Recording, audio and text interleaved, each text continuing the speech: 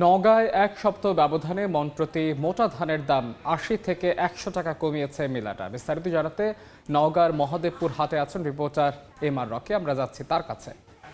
Rocky,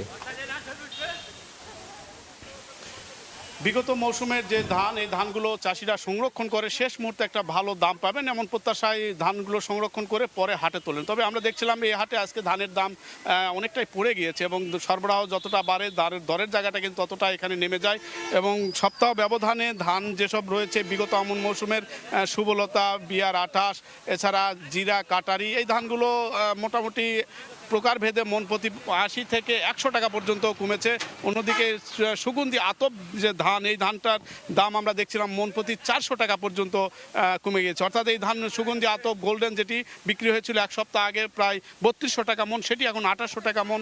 অন্যান্য যে জাতগুলো রয়েছে কাটারি, সেটি মোটামুটি ১৭৫০ টাকা, যেটা ১৮৫০ টাকা পর্যন্ত বিক্রি হয়েছিল।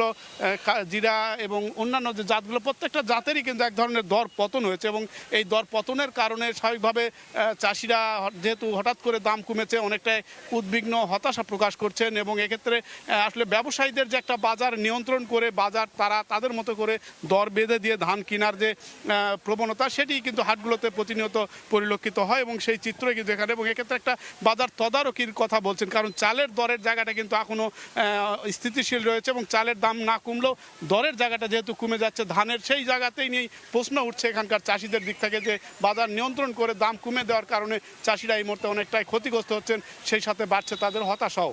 এই ছিল সার্বিক নওগাঁর মহাদেবপুর হাটে ধান বেচা কেনার খবর আমার কাছে। নওগাঁ থেকে ধান বেচাকেনার খবর জানাচ্ছিলেন সহকর্মী এম আর রকি।